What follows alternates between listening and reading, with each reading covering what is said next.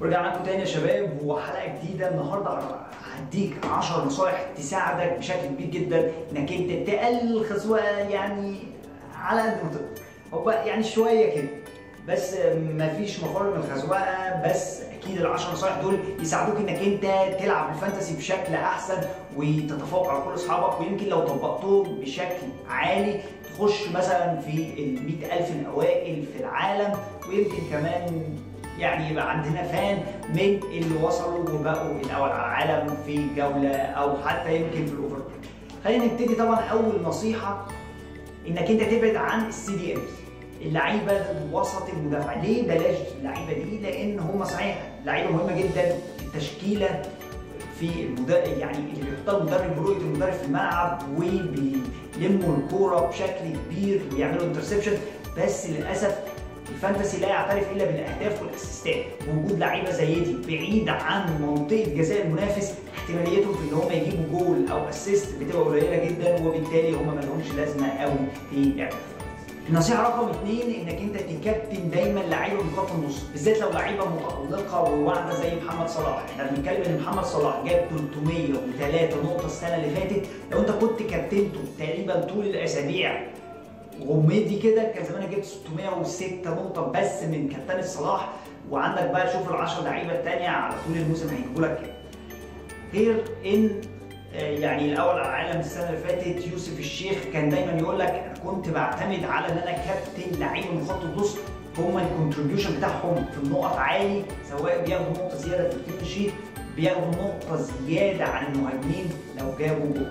النصيحه رقم 3 انك انت تعتمد على مدافعين من فرق يعني عقيده اللي عندها ان هي تدافع، زي فرق السنه اللي فاتت زي كارديف سيتي، زي بيرنلي السنه دي، زي كارديف سيتي، زي فرقه مانشستر يونايتد وعقيده بارك دي باص عند مورينيو اللي قدروا يعني بسببها يجيبوا 19 كلين شيت السنه اللي فاتت. النصيحه رقم 4 انك انت تجيب لعيبه بتشوط الضربات الثابته، يعني بيلعبوا كورنرات. سلام لو مدافع مثلا يشوط ضربات الجزاء زي ليتون بينز، لعيبه زي اريكسن بتلعب الفاولات، ممكن احتماليتها ان هي تجيب اسيستات بتبقى عاليه بشكل كبير. ميليفويوفيتش السنه اللي فاتت جايب 8 ضربات جزاء اهداف، فكان مكسب بشكل كبير، كان سعره 5، كان يعني لقطه بالسعر ده وبيجيب بكميه نقط. ما تتمسكش بلاعب وهو فورمته وحشه.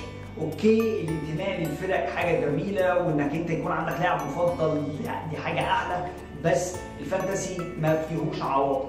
خلاص اللاعب سعره غالي، فورمته وحشه، اركن يا عم، انا ايه هستفيد بفلوسك دي واشتري لعيبه بيجيب نقط الفتره دي. وهو دايما خلي بالك الفانتسي بيبقى ماشي بوتيره واحده، انك انت مثلا اول 5-6 جولات اللعيبه دي بتتالق وبعدين بيناموا، ويبدا بقى النجوم السوبر ستارز بتاعت الدوري تطلع زي هاري كين، زي ناس كتير جدا. فيعني بتبقى تعتمد على لعيبه بتتغير كتير، لازم يكون عندك تنوع بشكل كبير في تشكيلتك.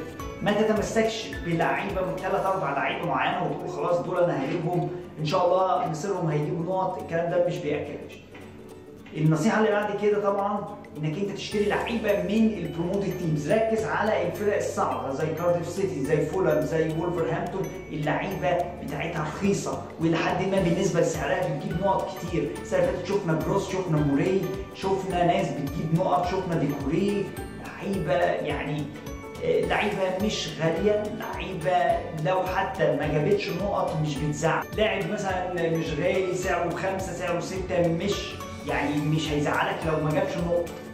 اللعيبه دي بتبقى اللي بتفرق بين كل يعني مدرب ومدرب، هما دول اللي بيفرقوا غير الناس اللي عند كل الناس في الدنيا، عند كل الناس زي صلاح، زي السنه اللي فاتت طبعا زي ستيرلينج، زي لعيبه زي هازارد، زي دي بروين. اللعيبه دي مش بتفرق قوي، هما اللعيبه اللي سعرها رخيص وبتجيب نقط، هم دول اللي بيعلوك فعليا في الفانتسي. النصيحه اللي بعد كده انك انت ما تشتريش اكتر من لاعبين من نفس الفرقه. في ناس تحب تقول لك ايه، انا اشتري 3 من مانشستر واشتري 3 من مانشستر سيتي واشتري 3 من تشيلسي واشتري 3 من ليفربول وتمام، والثلاثه التانيين بقى كروتهم واي حاجه. اولا الميزانيه مش هتكفي معاك، دي حاجه. ثانيا انك انت لو اللعيبه دي او الفرق دي اتضربت بشكل كبير مش هتجيب حاجه يعني. فدايما اعتمد على التنويع وما تشتريش اكتر من 2، ويا ريت 2 مش في نفس المراكز، يعني ما يبقوش الاثنين مهاجمين او 2 مدافعين او غيره. لا، مثلا ممكن تجيب حارس مرمى مثلا ولاعب خط نص، مهاجم ومدافع كده، بحيث انك انت تبقى مراهن على حاجتين، كلين شيت والأهداف. النصيحه اللي بعد كده طبعا انك انت تستعمل الشيبس بتاعتك في الدبل جيم ويك. عندك تريبل كابتن، عندك الفري هيت. الفري هيت تستعملها في البلانك جيم ويك. هنكلمكم شويه اكتر بالتفصيل عن البلانك جيم ويك لو عايز يعني نصايح اكتر او شرح اكتر للشيبس واستعمالاتها وهي عباره عن ايه. هتلاقي اللينك تحت في الديسكربشن، شرح كروت الفانتسي وتفهم الموضوع اكتر.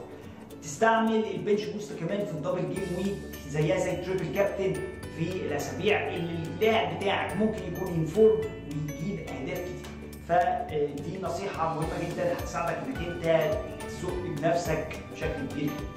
النصيحه طبعا قبل الاخيره انك انت تعتمد التبديلات بتاعتك في اخر لحظه، اخر ثانيه. ويا سلام لو بعد المؤتمر الصحفي اللي هو يعني في اخر لحظه، ما تعتمدش ان انا اوكي اللاعب ده اتالق يوم الاحد هشتري يوم الاثنين، وبعدين الجوله مثلا هتبدا يوم السبت اللي بعده ممكن اللاعب ده يتصاب. استنى شويه، شوف الدنيا ماشيه ازاي، ممكن اللاعب ده يتصاب. يا سلام لو يعني 3 4 دقائق قبل الديدلاين.